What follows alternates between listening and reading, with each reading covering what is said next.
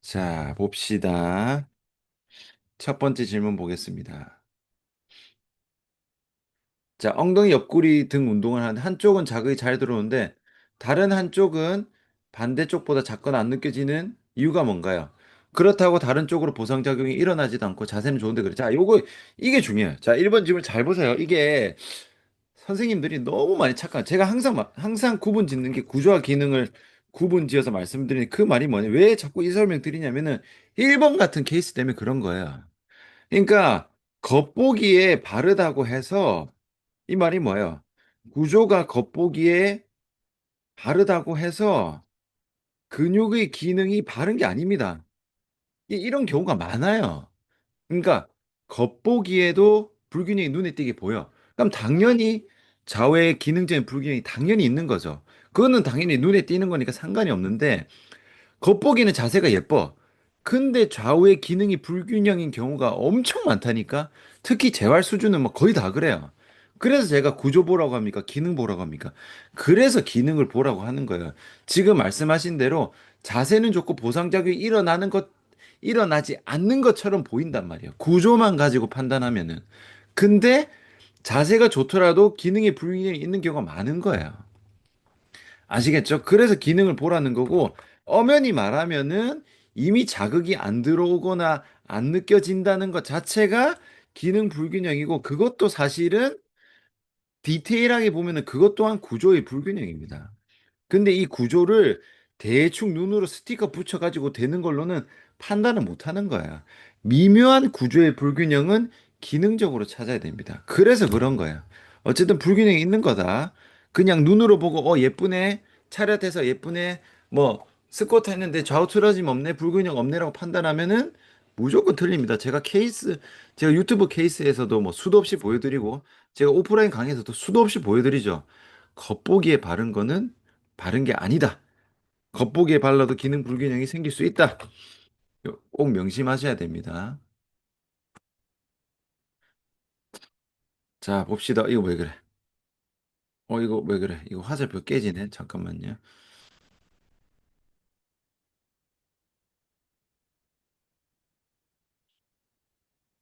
잠시만요. 애플다운 바가 이게 화살표 때문에 깨졌어.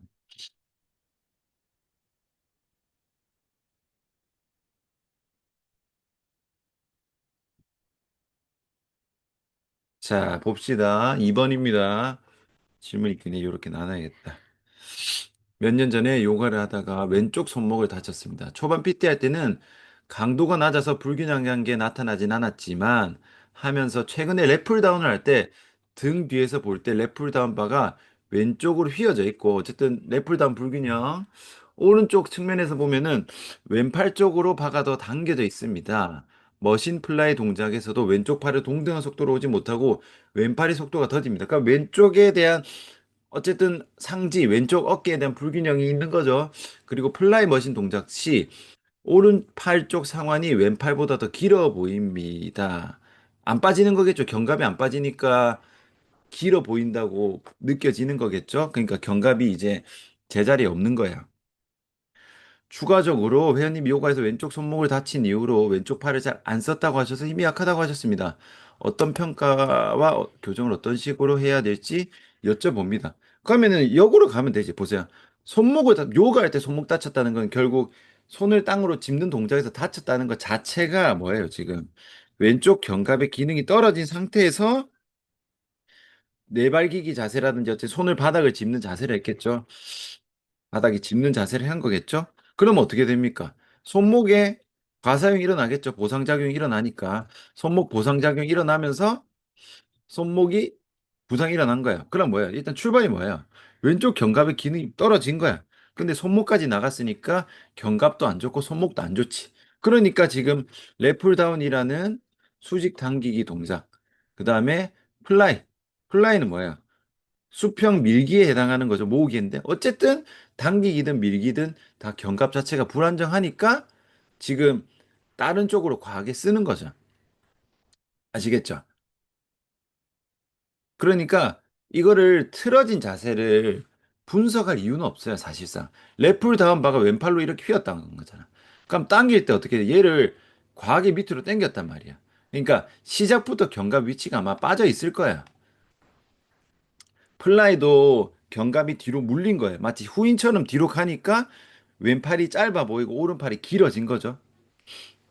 그러니까 핵심은 뭐다? 견갑을 잘 못 쓰는 겁니다.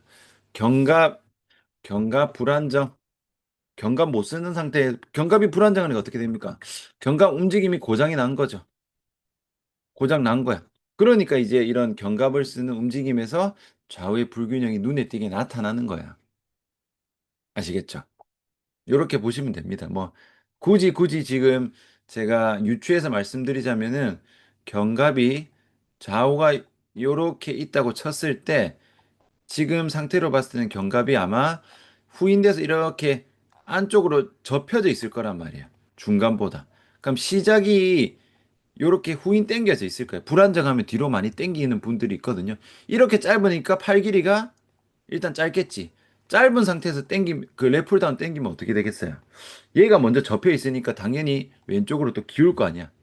견갑 잘 못 쓰는 겁니다. 그냥 견갑에 대한 평가를 자세히 하게 하고 견갑 제자리로 보낸 다음에 그 다음에 견갑 움직임 만드는 순서로 가져가세요.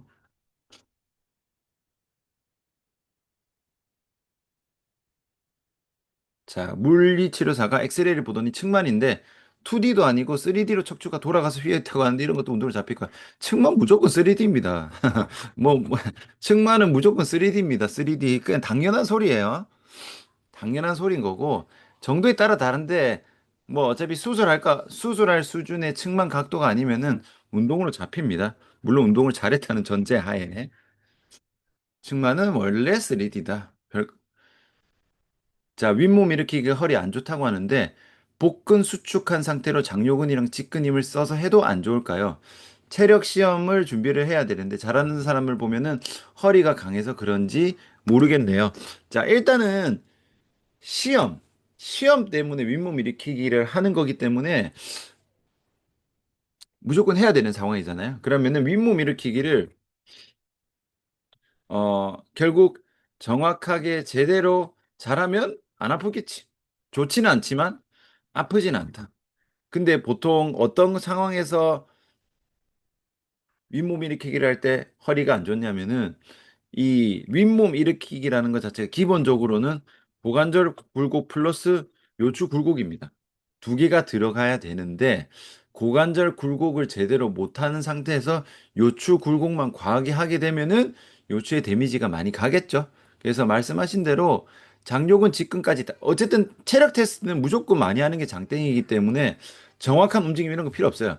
무조건 많이 하게 만들어야 됩니다. 그래서 장요근, 직근, 복근, 이거 복행근 뭐 모조리 다 써가지고 하면은 괜찮아요. 아시겠죠? 그래서 다 써서 해야 됩니다. 그냥 허리가 강하다 이런 단순한 개념이 아니고 고관절 굴곡과 요추 굴곡을 모두 잘 쓰는 동작으로 가야 됩니다. 그렇게 하면 괜찮아요. 자, 스쿼트, 데드리프트, 빨리 걷기, 가벼운 운동에도 무릎 전면이 쓰린 느낌이 들고 아픈데 구조적인 문제가 더 크다고 봐야 할까요? 원장님 유튜브 보고 장요근 잘 느끼는 운동 외에 회전근 마사지볼, 대퇴섬을 마사지볼하고 누워서 위주로 운동을 했는데 나아지질 않네요. 일단은요, 무, 스쿼트, 데드리프트, 걷기, 가벼운 운동이 뭐예요? 다 지금 하지 전체를 쓰는 동작이에요. 하지 전체를 쓰는 동작에서 무릎이 통증이 있다. 무릎이 과상이 있다. 이건 무조건 뭐다? 고관절 불안정한 겁니다. 고관절이 불안정하니까 무릎으로 다 세는 거예요. 그러니까 이거는 구조적인 문제도 있고 똑같은 말입니다. 이거를 구조랑 기능을 구분해라는 뜻이 아니고요. 고관절이 불안정한 거니까 고관절이 꽉 안 끼워져 있잖아요. 그러면은 엄연히 말하면 이거는 구조의 문제라고 봐야 되는데 이 구조의 문제가 뭐 엑스레이나 뭐 골반 높낮이 체형 분석 이런 거로 나오는 구조의 문제가 아니고 이 자체가 기능적인 걸로 봐야 되는 겁니다.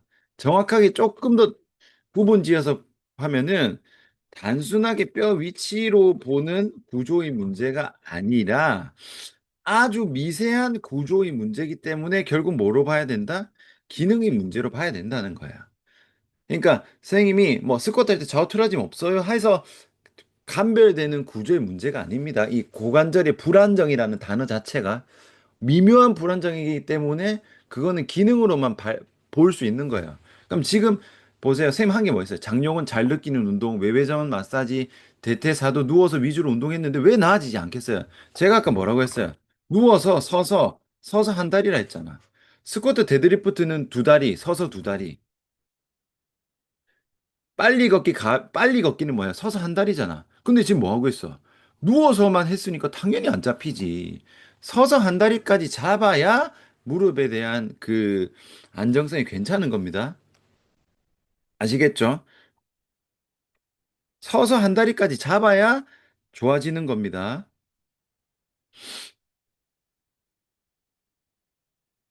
자, 허벅지 스트레칭 동작을 할 때 무릎 아래 통증이 와서 대퇴와 당뇨근 스트레칭을 해봐도 동작을 해봐도 계속 불편한데 어디를 더 생각해 봐야 될까요? 자, 제가 항상 말씀드린 제가 그 재활, 통증, 재활 볼 때 항상 뭐라고 했어요? 아픈 데만 보지 마라. 또 무슨 말 했어요?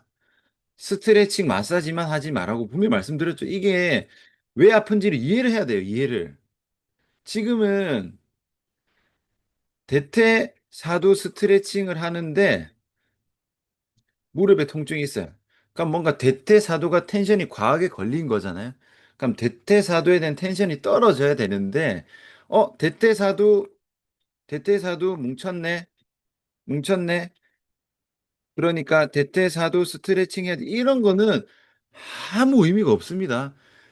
대퇴사두가 왜 뭉쳤는지, 왜 보상작용이 일어났는지를 알아야 될 거 아니야. 그걸 모르고 뭉친 거 풀어봤자 또 뭉치지. 심지어 이 정도로 뭉쳤을 때는 스트레칭은 효과 없어요. 제가 이것도 많이 말씀드리죠.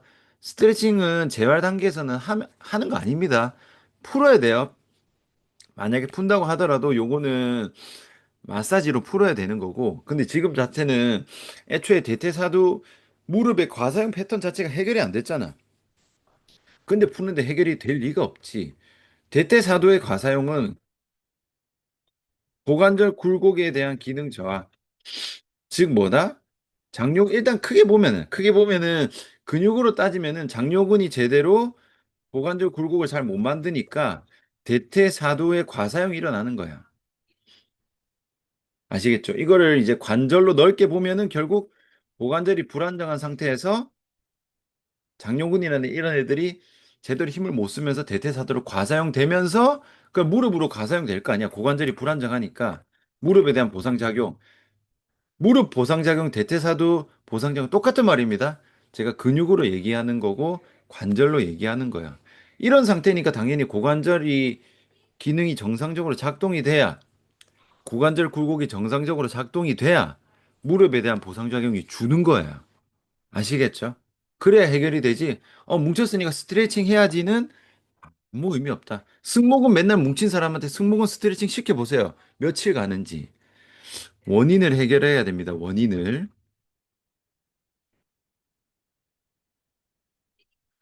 자, 보통 팔을 피는데 불편하시거나 아파하는데, 이번 회원님은 팔을 접으려고 할 때, 이두 쪽 통증이 있으세요. 어떻게 자, 일단은 선생님이 보통 팔을 피는데 아파하는데 접으라고 이거는 지금 선생님이 생각할 게 아닙니다. 보통이란 단어 쓰지 마세요. 보통이 어디 있어? 그냥 오늘 회원님마다 다른 거지. 이거를 뭐 특수한 상황이라고 생각하면 안 됩니다. 그냥 지금은 그 회원의 불편한 동작 자체, 동작 움직임을 관찰하면 되지. 보통이 어디 있어, 보통이. 아니, 이거는 보통 팔을 피는데 이거는 지금 생각하시면 안 됩니다. 보통, 보통이란 단어 쓰시면 안 돼요. 그냥 개개인을 관찰하는 버릇을 들이세요. 그럼 보세요. 팔을 접을 때, 팔꿈치 굴곡 시 이두 통증. 그건 뭐예요? 이두근이 뭔가 과하게 쓰이는 거죠. 근데 지금 굴곡할 때 이두근에 대한 과사용이 일어나는 거니까 일단은 이두근 체크해야지. 이두근에 대한 체크. 여기서 체크라는 말은 텐션을 볼 수도 있고 아니면 활성화나 근력이 잘 들어오는 체크를 할 수도 있고 요런 걸 체크를 하는 거예요. 근데 수축하는 근육 자체 통증이 있다는 거는 어쨌든 엄청 과사용이 되고 있는 거야.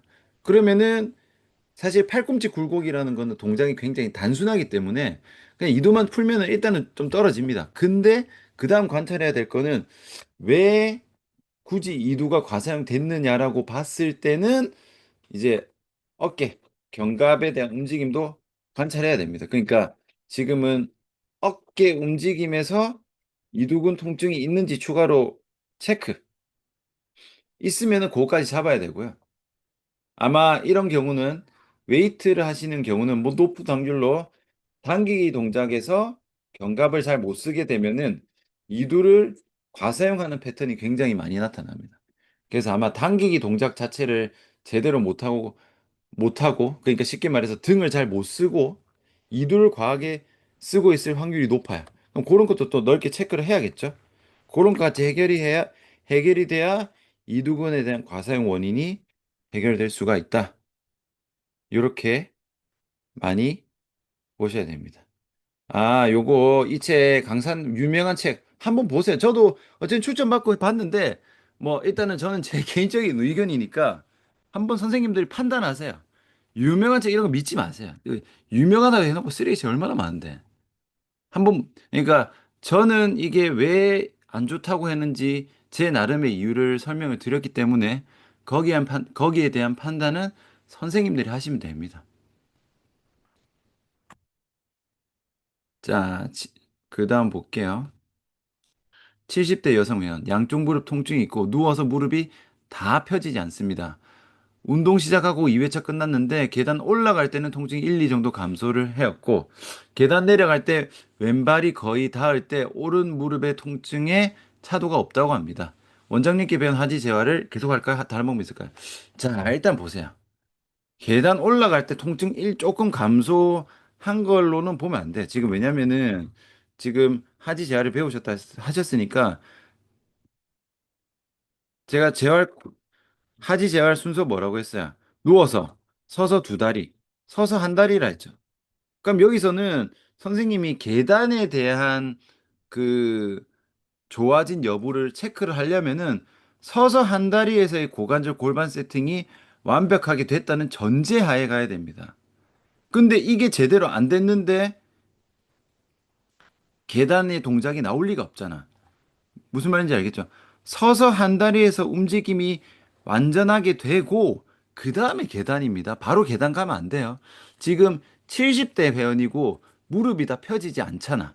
근데 지금 2회차밖에 안 끝났잖아요. 지금 선생님이 어디까지 잡으셨는지 모르겠지만 높은 확률로 서서 한 다리까지 절대 못 가거든요. 정말 운동 진짜 잘하는 사람 아니면은 그러니까 아직 여기까지 진도 안 나간 거야. 아시겠죠? 진도 덜 나간 겁니다. 하지 재활 서서 한 다리까지 세팅하면은 그 다음에 스텝박스에서 계단 오르기 내리기 동작까지 완전히 세팅해야 무릎이 좋아지는 거예요. 아시겠죠? 제가 항상 단계를 항상 말씀드렸죠. 단계를 가야 됩니다. 자, 날개뼈 후방 경사를 못 느끼는 사람에게 재활의 개념으로 접근할 때 활성화 운동으로 몇 가지 추천해 줄까요? 자, 요런 거 궁금하신 분들이 많을 건데 일단 착각하시면 안 되는 게 활성화 운동은요, 운동이 아닙니다. 그냥 날개뼈의 후방 경사를 못 느끼면은 뭐 시키냐? 제가 순서대로 알려드릴게요. 날개뼈를 제자리로 보냅니다. 제자리를 어떻게 보내냐? 일단은 날개뼈 같은 경우는 앞으로 빠진 사람은 없죠. 별로 뒤로 뜬단 말이야. 그쵸? 그러면 일단은 정확한 전인이 나와야 되지. 전인 운동 뭐 하나요가 질문이 아니에요. 그냥 전인을 만드는 겁니다. 그 어떠한 운동을 시키는 게 아니라 그냥 전인 동작으로 전인시키는 거예요. 제가 아까 말씀드렸죠. 그 전거근 운동 10가지 이런 개념이 아니라 그냥 사실은 재활 운동에서 그 운동은 특정 운동 동작이 아니라 그냥 전인을 만들어야 돼요. 정확한 전인을 만들고 그럼 제자리가 됐잖아요.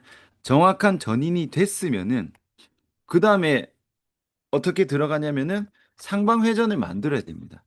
상방회전. 전인하고 상방회전의 움직임을 나오면은 당연히 하방회전도 나오겠죠? 전인하고 상방회전 하방 회전을 해서 제자리 세팅이 되면은 그 다음에 후방 경사를 잡는 거는 하부 승모근으로 갑니다. 하부 승모근은 운동으로 가는 게 아니라 그냥 하부 승모근 수축입니다. 수축. 아시겠죠? 운동이 아니에요. 그러니까 운동은 재활 단계에서 무슨 운동 이름 붙여가지고 뭐 이런 동작은 전부 그냥 운동의 개념이지 그냥 하부 승모근 수축시키는 것만 하는 거야. 그 대각선 방향으로. 하부 승모근 수축까지 되면은 그때 후방 경사가 하부 승모근을 수축한다는 것 자체가 후방 경사를 포함합니다, 사실은. 포함해요. 요렇게 가야 되고 아시겠죠? 요렇게 가고 그 전에 선행돼야 될 거는 흉추. 그 전에 선행돼야 될 거는 고관절 골반. 넓게는. 고관절 골반 잡고 흉추 잡고 날개뼈 잡고 요렇게. 잡는다는 거는 기본적인 해부학적 움직임을 다 정상화시키는 걸 말하는 거야.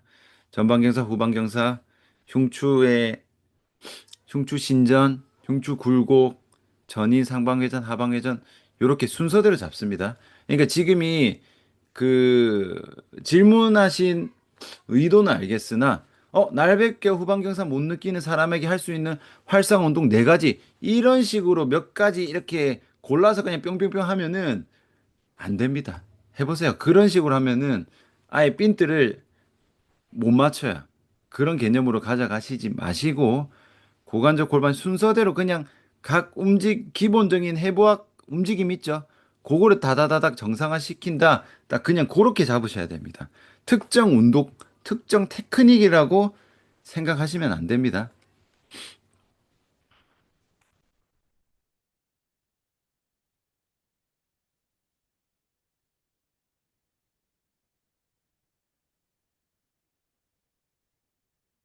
자, 10번 볼게요. 자, 발살바 호흡을 이용하여 데드리프트나 스쿼트를 할 때 허리 통증이 느껴지는 회원님이 계십니다. 퇴행성 허리 디스크인데 발살바 호흡을 약하게 하라고 지도하고 있지만 그래도 조금씩 있다고 합니다. 어떻게 평가 제어를 진행하면 되고 발살바 하면 안 되지. 허리 아픈 사람한테 발살바 호흡 시키면 안 됩니다. 발살바 호흡 자체가 고중량 테크닉이에요. 고중량.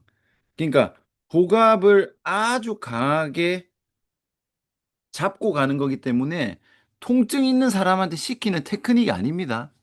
그냥 발살바 시키면 안 돼요. 발살바에서도 허리가 아프다는 것 자체가 허리가 굉장히 민감한 상태란 말이야. 그럼 당연히 발살바 빼야지.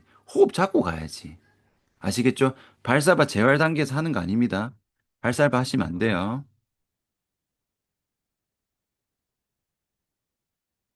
자, 어깨 회전근개 견봉 성형 수술 4개월 후 재활 중인데 굴곡 시 마지막 10도가 아직 안 나옵니다.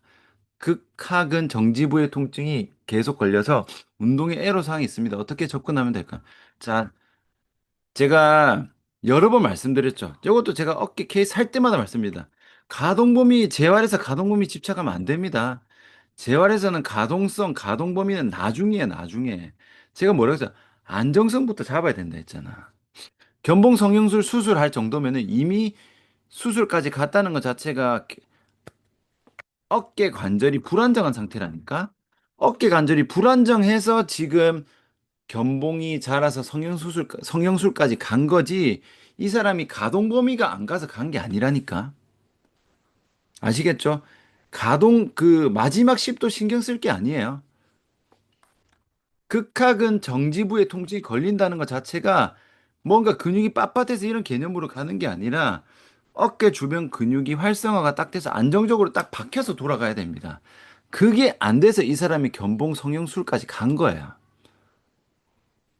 아시겠죠? 지금 핀트를 가동 범위를 잘 나오는 거를 재활의 목표로 잡으면 안 됩니다. 그리고 마지막 10도잖아. 그러니까 웬만하면 다 되는 거란 말이야. 그 안에서 안정성 확보해서 넘어가야 됩니다.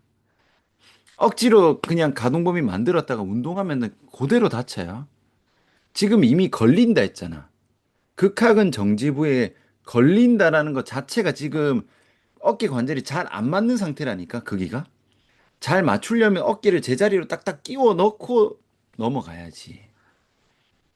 아시겠죠? 가동 범위로 가면 안 됩니다. 그리고 지금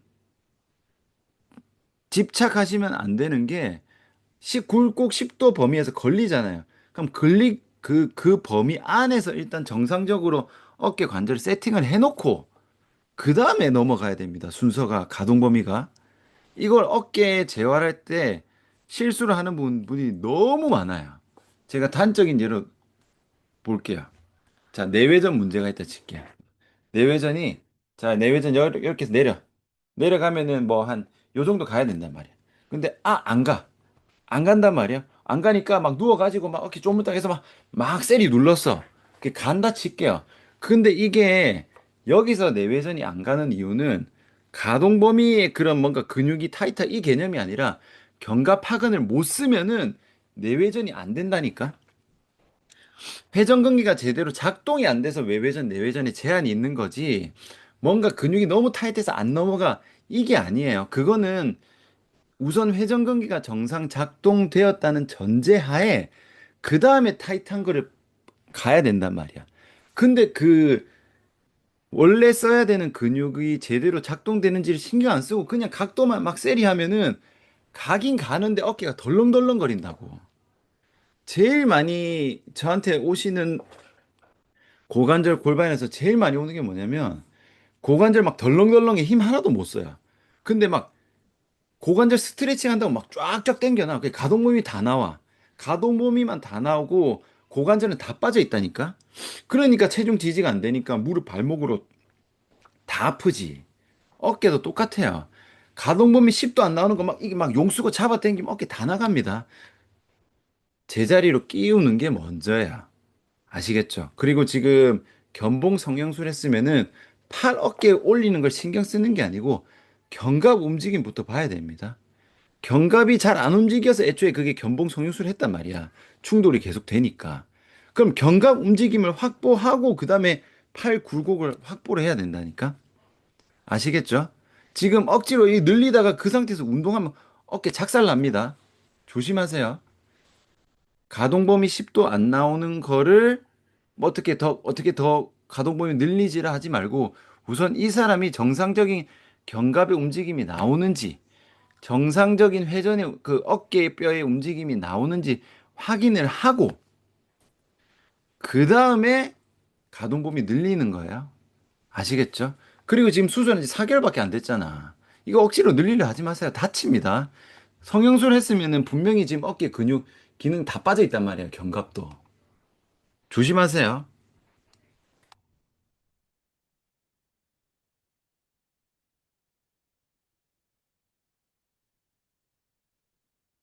자, 12번.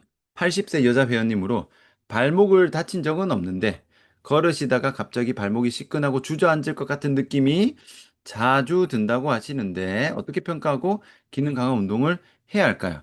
자, 보세요. 갑자기 발목이 시끈하고 주저앉을 것 같다는 것 자체가 뭐예요, 지금? 하지의 힘이 다 풀리는 거예요. 하지 힘이 다 풀렸다는 것 자체가 어디부터 풀린 거다?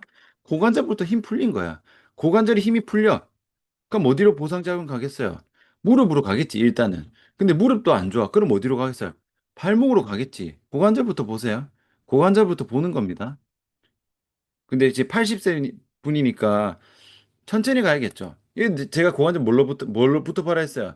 누워서입니다, 누워서. 누워서 서서 두 다리, 서서 한 다리인데, 이것도 진짜 빈도 못 맞춰서 작살 내는 경우가 뭐냐면 80세 회원님 엄청 약할 거잖아. 지금 주저앉을 정도로 가는데. 회원님 지금 고관절이 약합니다. 우리 한 발 스쿼트 합시다. 이러면 개작살 내는 겁니다. 제가 이런 고관절 다 풀려서 누워서도 지지가 안 되는 사람한테 한 발 스쿼트 같은 거 시켜가지고 다리 작살내서 오는 그 환자분들이 저한테 많이 오거든요. 그런 거 볼 때마다 제가 또 분노 폭발을 합니다. 작살, 생각해 보세요. 태어나서 스쿼트 한 번도 안 해본 사람한테 스쿼트 100kg 하면은 다리가 튼튼해지겠어요? 다리가 작살 나겠어요? 작살 날 거 아니야. 그러니까 자세에 따른 그 강도 개념이 없으면은 작살 냅니다. 재활 전문이라 해놓고 어? 재활만 하는 이렇게 해놓고 보면은 개념이 없어. 강도 개념이 없어. 막 뇌졸중 환자한테 막 보수볼 한 발 스쿼트 시키고 막 아픈데 참고 해라고 이게 진짜 너무 많아. 너무 케이스가 많아가지고 그렇게 하시면 안 됩니다. 누워서부터 해야 돼요. 누워서 천천히 가셔야 됩니다. 자, 13번 고관절 내외전 인지 시 지도자는 어디 쪽 촉진하나요? 내외전 근육이 촉진하는 거죠. 내외전 근육이. 내외전 근육이 뭐가 있습니까? 중둔근에 전방섬유 있죠. 그다음에 내외전 근육 있죠. 아, 내전근 있죠. 요거. 그러니까 해당 근육을 촉진하면 됩니다.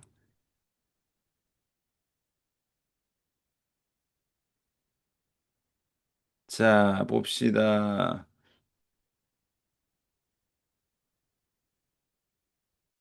자, 마지막 질문 볼게요. 왼쪽 어깨 50견 회원님이신데 오른쪽 어깨도 많이 안 좋아지셨어요. 왼쪽 어깨는 외전 30도에 굴곡 60도. 아예 안 가죠. 이거 재활 안 됩니다. 제가 말씀드렸죠. 이거 브리즈만 하는 거라고 말씀드렸어요. 근데 외전 100도까지 갔고요. 굴곡은 170도로 많이 갔어요. 많이 가긴 갔네. 30도에서 100도니까 많이 갔고, 굴곡은 170도니까 거의 다 갔네. 그러니까 이거는, 요 정도면 그거예요. 그 50견 아닙니다. 그러니까 50견에 대한 정확한 명칭은 관절이 유착된 거예요. 관절 유착된 거는 재활로 안 좋아져요. 근데 재활로 좋아졌다는 거는 근육의 문제를 동반했다는 거고, 지금 봤을 때는 굴곡은 170도로 가면 많이 갔어요. 잘하셨는데, 외전이 30에서 100도인데 아마 해보면 알 겁니다. 어쨌든 점점점 좋아지면 계속 근육으로 좋아질 수 있다는 거고, 해도 안 좋아지는 그 각 시점이 나옵니다. 그거는 관절 문제라서 재활이 안 돼요. 근데 오른쪽 어깨가 말썽인데 매일 서서 일을 하고 취침 시간이 5시간 반이에요. 박스를 160개 나른대요. 나무 합판까지 나른대요. 나아질만 하면 또 안 좋아지고 매일 피곤해서 운동 시간도 적습니다. 운동하기도 매번 싫어하시고요. 빠른 해결을 위해서 어떻게 해야 할까요? 자, 요거 답변 드릴게요. 제가 예전에 다른 데 답변해드렸는데 제가 정확하게 말씀드릴게요. 노벨 의학상 탄 사람도 못 고칩니다. 당연한 거 아니야? 지금 제가 봤을 때 선생님이 과동범위 이걸 엄청 잘하셨거든. 근데 보세요. 하루에 5시간 반 자고 박스 160개 나르는데 어깨가 안 좋아.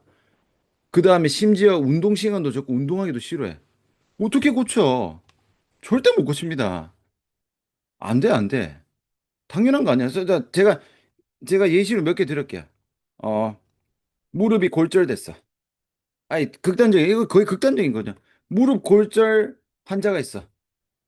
하루에 8시간 서 있다. 무릎 나아야 안 나아요? 절대 안 낫지. 뭐, 뭔 짓을 해도 안 낫지. 또 해볼까요? 다른 걸로 해봅시다. 양치를 죽어도 안 해. 환자. 이 사람 충치 고칠 수 있어, 없어요? 죽어도 못 고칩니다. 전 세계 어떤 치과 의사가 해도 양치 안 하는 환자 어떻게 고칠 거야? 못 고칩니다. 안 돼요. 이거 다 안 됩니다. 이거는 그냥, 왜냐면 또 이게 취미가 아니라 생계를 위해서 이제 하시는 분들 같은 경우는 낫기 힘들어요. 근데 만약에 이럴 수는 있지. 내가 이거를 좋아지게 하기 위해서 어떻게든 진짜 열심히 해. 정말 의지가 뛰어나. 그럼 좋아질 수도 있지. 근데 뭐야? 운동하기 싫어하네. 싫어하겠지. 지금 5시간 반 잡고 박스 160개 나르고 피곤한데 어쩌겠어. 이거를 뭐 우리가 대신 일을 해줄 수 없잖아. 이거는 손밖입니다.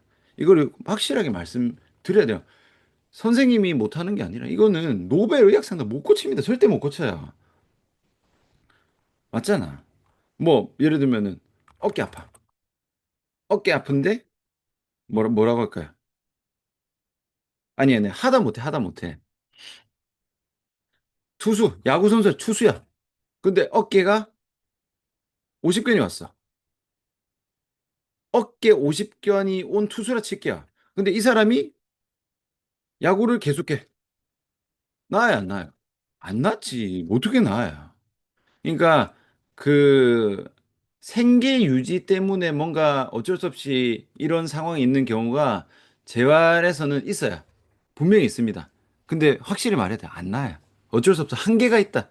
뭐 냉찜질 시키고 뭐 최대한 셀프로 뭐 이완하고 셀프 마사지 알려주고 최대한 했을 때 그래도 이게 조금씩 느리지만 좋아지는 분이 있는데 이거를 전혀 셀프로 안 하거나 아니면 운동도 안 해. 뭐 숙제를 내주잖아요. 안 해. 어쩔 수 없어요. 이거는 안타깝지만 어쩔 수 없다. 한계가 있다. 한계가 분명하다. 이거는 신이 와도 못 고친다. 그래서 요거를 확실하게 얘기를 해야 됩니다. 어쩔 수 없어요. 아시겠죠? 저도 있습니다. 저도 있어요.